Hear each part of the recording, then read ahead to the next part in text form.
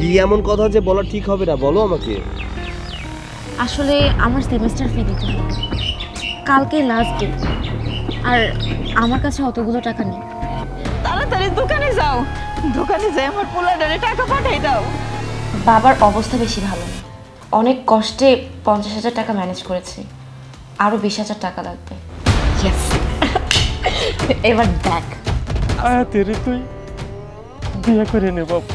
না না, আমি বিয়ে করতে পারবো না। মানে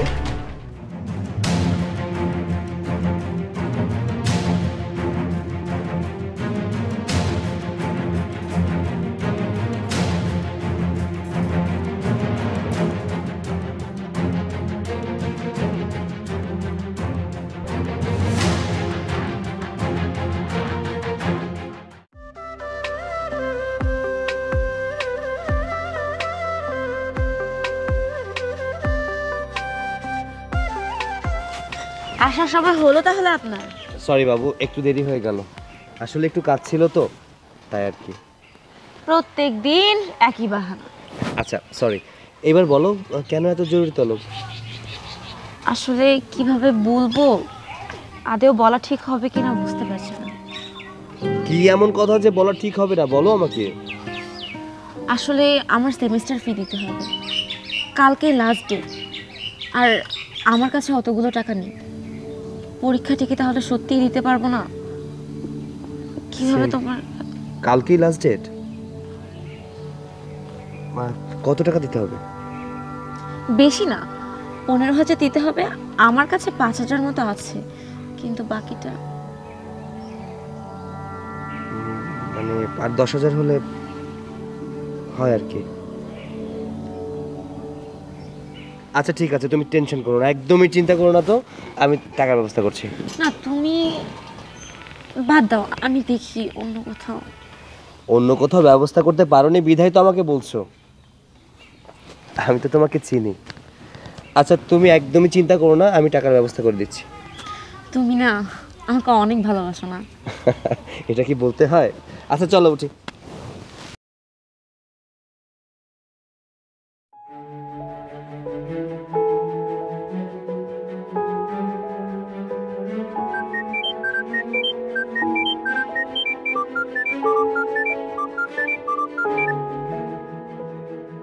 হ্যালো। আসসালামু আলাইকুম বাবা। ওয়ালাইকুম আসসালাম। তুই কেমন আছিস বাবা? হ্যাঁ ভালো আছি, তুমি ভালো আছো? হ্যাঁ বাবা, আমি ভালো আছি। বাবা আমার সেমিস্টার ফি লাগবে 10,000 টাকা, কালকে দেওয়া লাস্ট ডেট। যদি টাকাটা না দিতে পারি হয়তো পরীক্ষাটা দিতে পারবো না। না না, পরীক্ষা দিতে পারবো না এই কথাটা কইস না বাজান। তুই হলো আমার একমাত্র আশা ভরসা, যে করে হোক আমি টাকা জোগাড় করুম নে। আচ্ছা ঠিক আছে, আমি বাড়ি যাই তোর মার সাথে আলাপ করতেছি। আচ্ছা ঠিক আছে। আচ্ছা আচ্ছা আচ্ছা বাবা, রাখছি। হ্যাঁ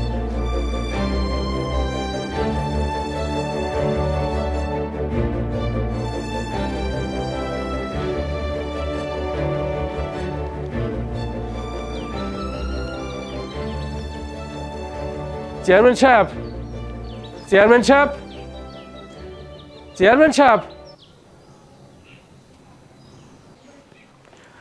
বাবা তো বাসায় নেই। একটু নিচে আসবেন, একটু কথা বলবো।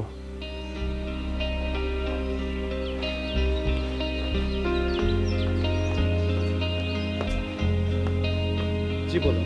চেয়ারম্যান সাহেব নাই? আচ্ছা কি বলবেন বলুন। কথাটা কেমন ভাবে যে কই, আমার কিছু টাকার প্রয়োজন। আমার ছেলে ঢাকাতে পড়াশোনা করে, ওর কলেজে 10,000 টাকা লাগবে। তা এই মুহূর্তে আমার কাছে টাকা পয়সা নাই। তুমি যদি আমার 10,000 টাকা দিতে আমার বড় উপকার হইতো। এর আগে ঠেকা ঠুকা পড়লে আমি চেয়ারম্যানের কাছে আইছি, চেয়ারম্যান কোনোদিন আমার না করে নাই। তাই ভাবলাম চেয়ারম্যান যেহেতু নাই, টাকাটা যদি তুমি দাও আমার খুব উপকার হয়। আচ্ছা চাচা, আপনাকে তো আমি ভালো করেই জানি, তো সমস্যা নেই, আমি টাকাটা দিচ্ছি।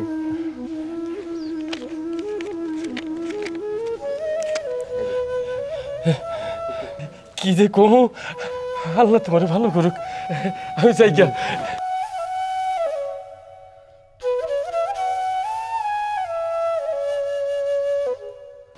সৈকতের মা, সৈকতের মা, সৈকতের মা, কি গো, আরে বাইরে আসো। টাকা পাইছো? হ্যাঁ, টাকার ব্যবস্থা হয়ে গেছে। আমি ওই যে চেয়ারম্যানের কাছে গেছিলাম, চেয়ারম্যান বাড়ি ছিল না, কিন্তু ওর পোলা বাড়িতে ছিল। পোলাটা খুব বালা, ওই কথা কর সাথে সাথে টাকাগুলো আমার দিয়ে দিছে। তো তুমি দাঁড়াই আছো কেন? তাড়াতাড়ি দোকানে যাও, দোকানে যাই আমার পোলাডারে টাকা পাঠাই দাও। হ্যাঁ তাই তো, আমি দাঁড়াই আছি কে? আমি তাহলে যাই। যাও। আমি যাই কে? আল্লাহ, টাকাগুলো তো পাইলাম, আমার পোলাডার উপকার হইব। তুই কি আমার কথা শুনবি? মেয়েটা তোকে ভালোবাসে না। মেয়েটা তোর কাছ থেকে টাকা নিয়েও নিজের জন্য খরচ করে, কিছুদিন পর পর তোর কাছ থেকে টাকা নেয়। তুই কি বুঝিস না মেয়েটা তোকে ভালোবাসে না? ভালোবাসলে ভালোবাসার মানুষ থেকে কখনো টাকা নেওয়া যায় না। তুই যে ওকে এত টাকা দিচ্ছিস, তুই কি জানিস না তোর বাবা গ্রাম থেকে কত কষ্ট করে তোর টাকা দেয়? দোস্ত আমি জানি আমার বাবা কত কষ্ট করে আমাকে গ্রাম থেকে টাকা পাঠায়, কিন্তু কি করবো বল, মেয়েটা অসহায়। আর আমি যতদূর জানি ওর বাবাও বিছানায় পড়ে, ওদের ইনকাম করার মতো কেউ নেই, তাই অসহায় মেয়েটার পাশে আমি দাঁড়াতে চেয়েছি। তুই এটা বলতে পারিস তাহলে ইনকাম করে তারপর টাকা দে, কিন্তু দোস্ত আমার পরীক্ষাটা শেষ হয়ে গেলে তো একটা চাকরির ব্যবস্থা হয়ে যাবে, তখন তো আর আমাদের কোনো দুঃখ থাকবে না। আর মেয়েটাকে তো আমি ভালোবাসি, কয়দিন পরে বিয়ে করব, তাহলে খরচ করলে সমস্যাটা কোথায় বল? একটা অসহায় মেয়ের পাশে দাঁড়ানো কি আমার অপরাধ?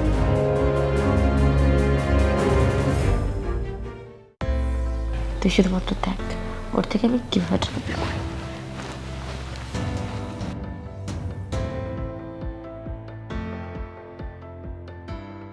হ্যালো সৈকত, আমি ভালো আছি, তুমি ভালো আছো? আসলে বাবার অবস্থা বেশি ভালো না, তুমি তো জানো তার অ্যাপেন্ডিসাইডের ব্যথাটাও খুব বেড়েছে। আর এবার যদি অপারেশন না করি বাবাকে হয়তো বাঁচাতে পারবো না। অনেক কষ্টে 50,000 টাকা ম্যানেজ করেছি, আরও 20,000 টাকা লাগবে। এই 70,000 টাকা যদি না হয়, ঠিক আছে। ইয়েস, এবার দেখ।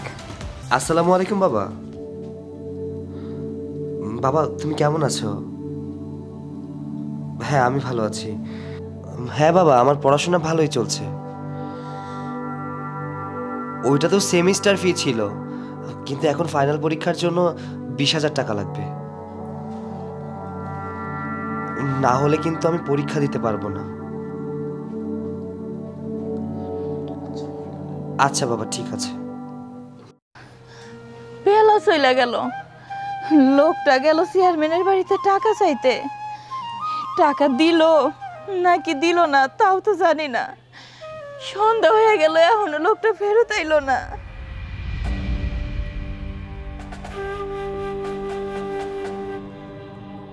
কি গো, টাকা পাইছো?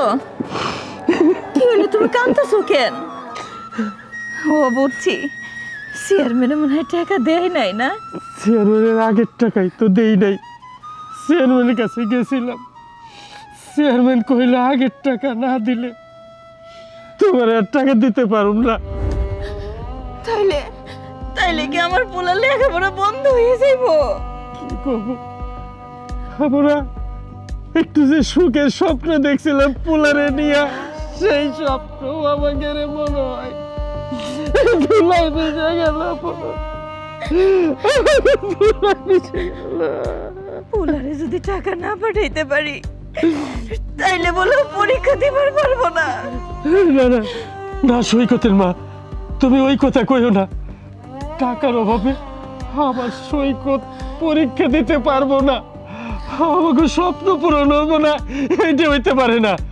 প্রয়োজন হলে আমি আমার গায়ের রক্ত বিক্রি করে হইলেও আমি টাকা পাঠাবো বলার লাইগা।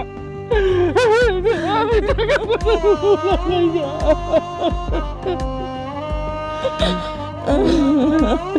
চাচা, বাবা মমিন, তুমি এখানে? সামনে না তোমাকে পরীক্ষা? আমাদের পরীক্ষা তো হয়ে গেছে। পরীক্ষা হয়ে গেছে? তাইলে যে সৈকত পরীক্ষা লিখে টাকা চাইলো? সৈকত টাকা নিয়ে সেকশন ফি দেয়নি। তাই ও একটা মেয়ের প্রেমে পড়েছে। সৈকত না কই কেটে ভালো করে একটু বোঝায় কত বাবা। আসলে হয়েছে কি, ও একটা মেয়েকে খুব ভালোবাসে।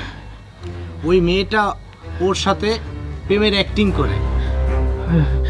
তাইলে আমাকে কাছ থেকে টাকা নিয়ে সৈকত পরীক্ষার জন্য টাকা দেয় নাই? না, পরীক্ষার জন্য দেয়নি, ওই মেয়েটাকে দিছে। ওই মাইয়ার পিছনে টাকা খরচ করতেছে।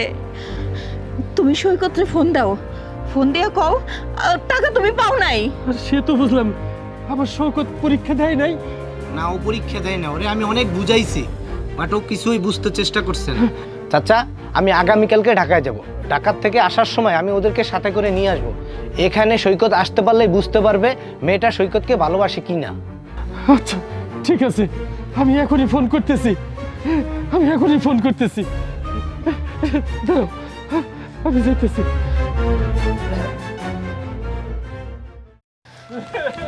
বাবা, মা, মা, এ কি হয়ে গেল বাবা? মা,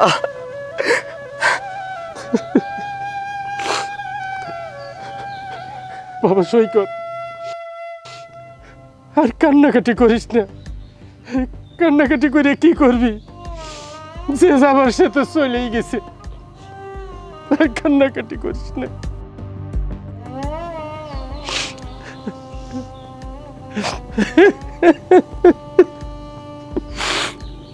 বাবা, এই মেয়েটা সেই আয়াত যার কথা বলছিলি তুই।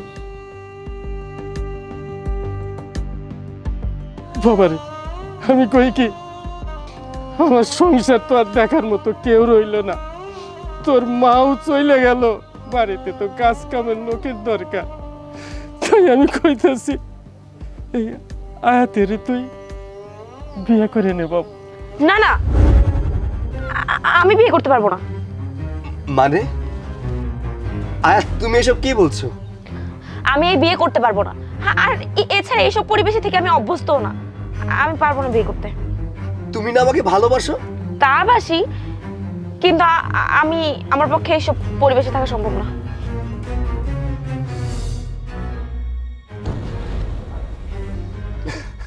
এ কি, এইসবের মানে কি?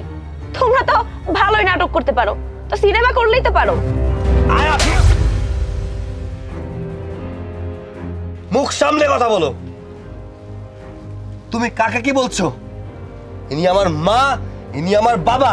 দিনের পর দিন যে টাকাগুলো আমি তোকে দিয়ে গেছি, সেই টাকাগুলো আমার বাবার মাথার ঘাম পায়ে ফেলা টাকা। আর তুই আজকে তার এই প্রতিদান দিলি। তুই চাও মাত্র তোকে আমি টাকা দিয়েছি।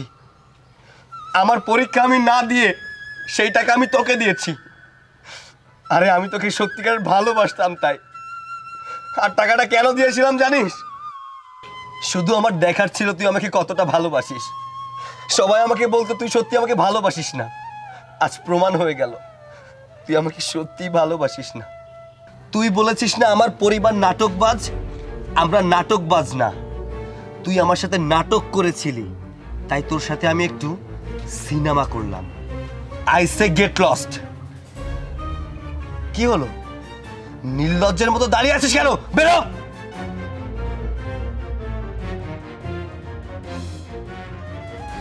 বাবা, বাবা আমার ভুল হয়ে গেছে। বাবা আমাকে মাফ করে দাও। বিশ্বাস করো আমি বুঝতে পারিনি। ঠিক আছে বাবা, আমি তোমাকে অজান্তে অনেক কষ্ট দিয়ে ফেলেছি। আরে বাবা, সময় মতো যে ভুলটা বুঝতে পারছি, এই অনেক এটাই কিছু। আল্লাহর কাছে হাজার বাজান, শুকরিয়া। ঘরে চল। চলো। মুবিন আয়। আয় বাজান, ঘরে আয়।